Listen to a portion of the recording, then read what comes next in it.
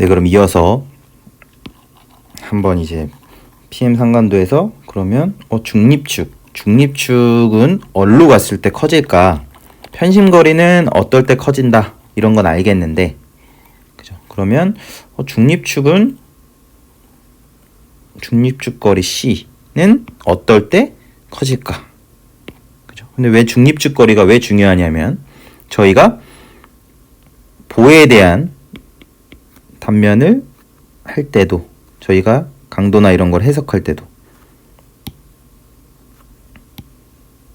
좀 더 맞게 그리면 뭐 이런 식으로 해서 이 압축 연단에서 중립축이 요 인장과 압축이 변하는 중립축이 0이 되는, 그죠? 여기 변형률이 0이 되는 것까지의 거리가 중립축거리 C였죠. 그쵸? 근데 왜 중립축거리가 중요하냐면 사실 중립축거리가 주어지면 뭐를 알아요? 얘를 아니까 항상 우리는 기둥이든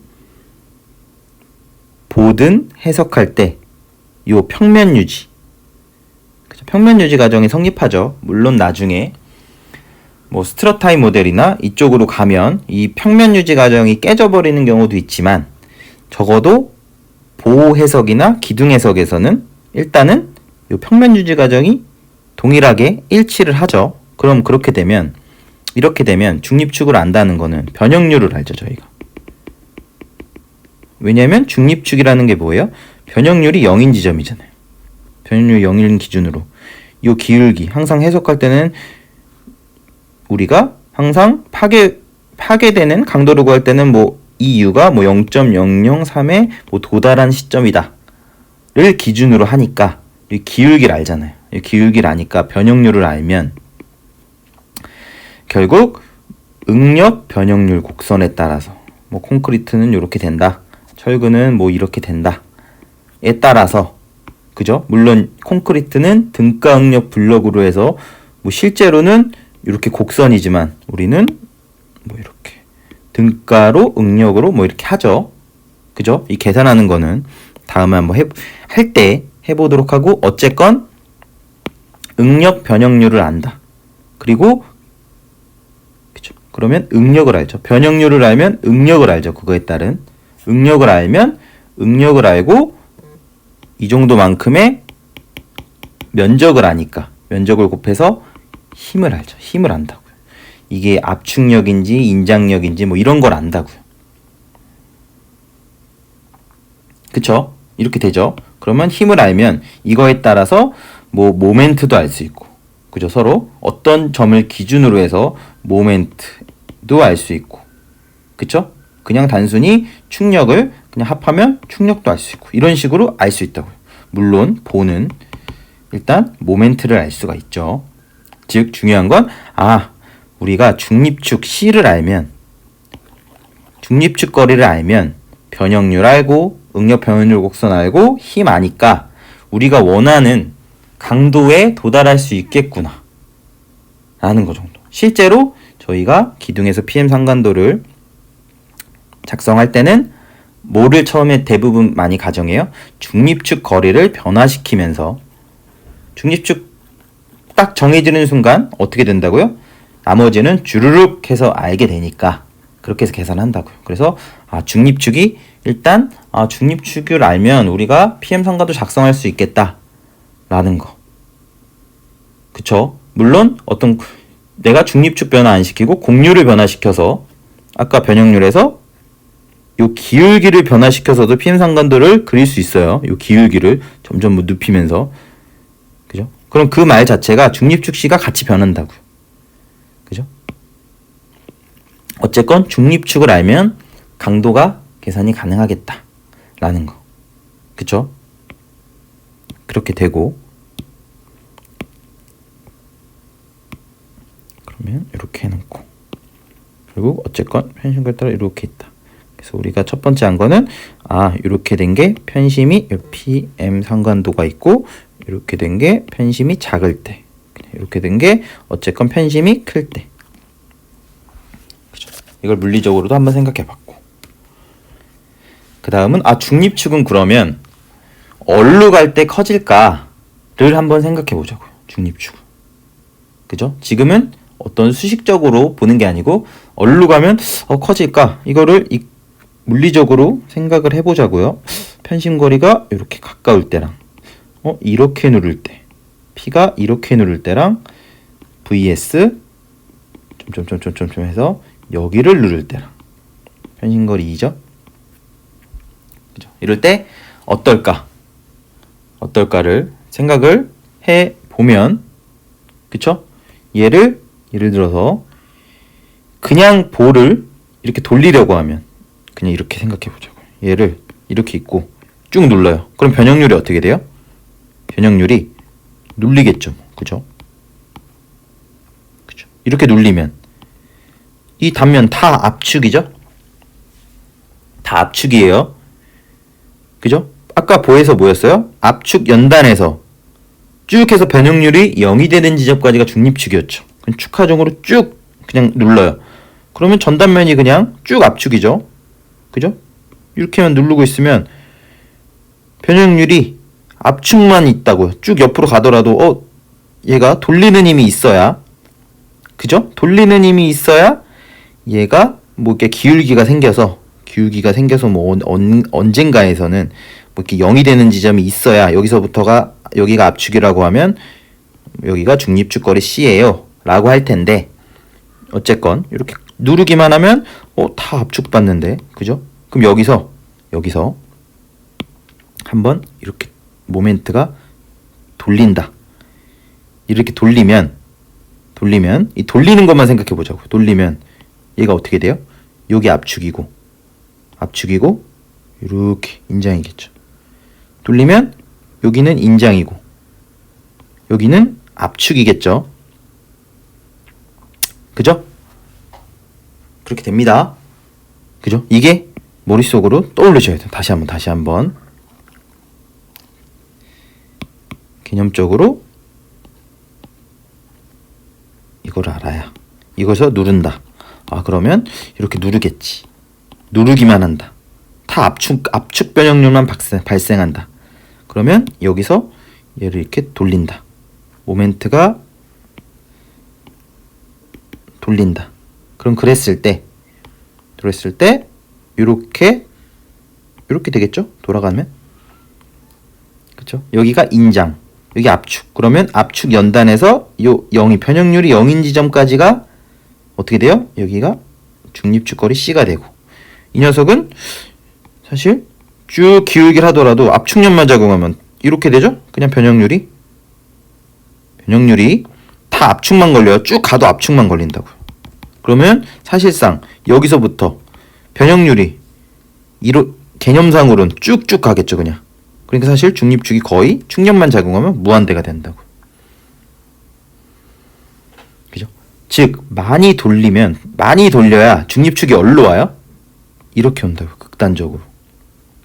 중립축이 점점 이렇게 온다고. C가.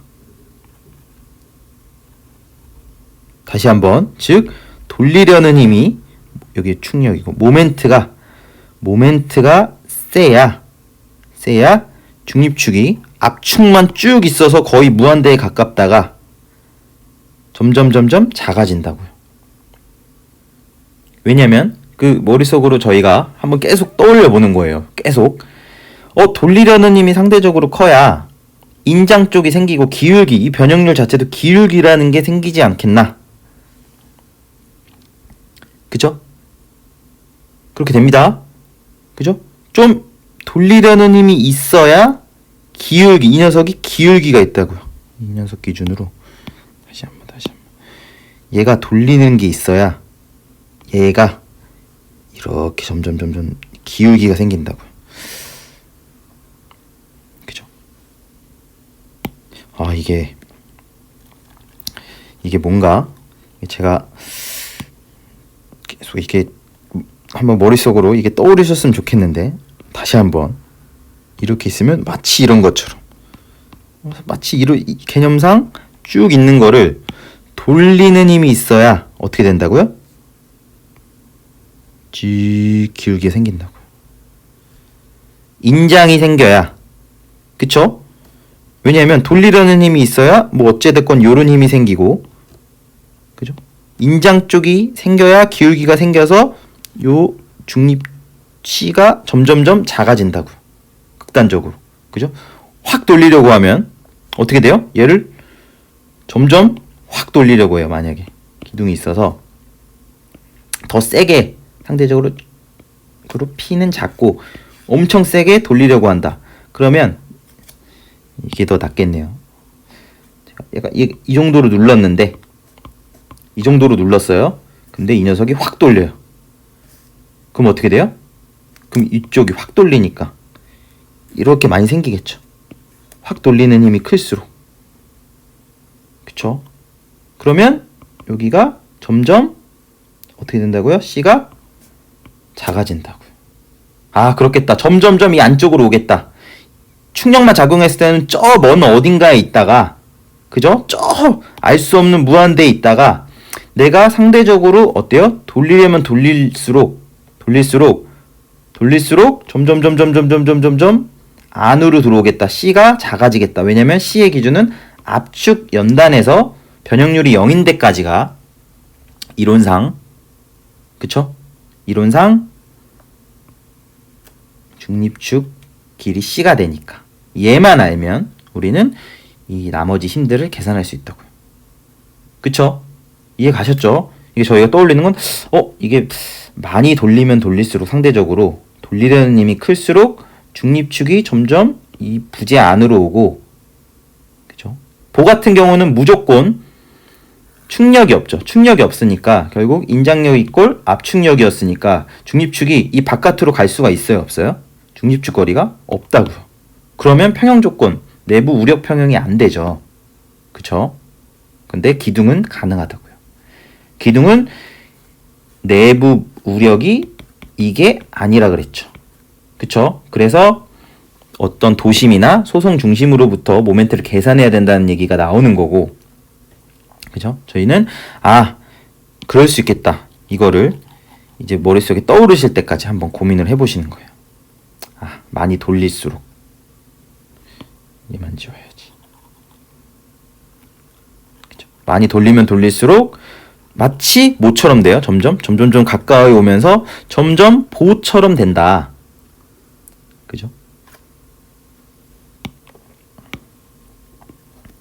그러면 많이 돌리려고 하면 할수록 중립축이 어떻게 된다고요?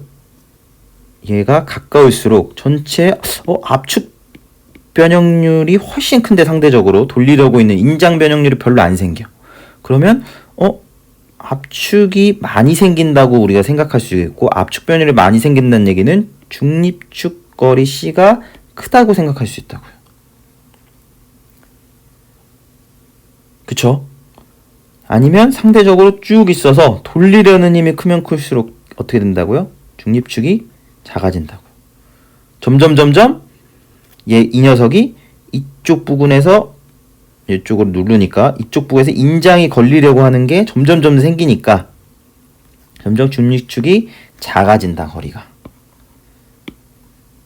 그쵸? 그러면 이렇게 갈수록 어떻게 돼요? 기둥을 누르면 누를수록 압축 변율이 상대적으로 많이 생기니까 중립축, 얼마나 압축되고 있냐의 지표가 되는 이 중립축 거리는 증가할 것이고, 이렇게 갈수록 중립축은 작아지겠구나. 왜냐하면 압축력으로 누르는 거에 비해서 상대적으로 돌려서 인장 변형률을 훨씬 많이 생기게 하니까.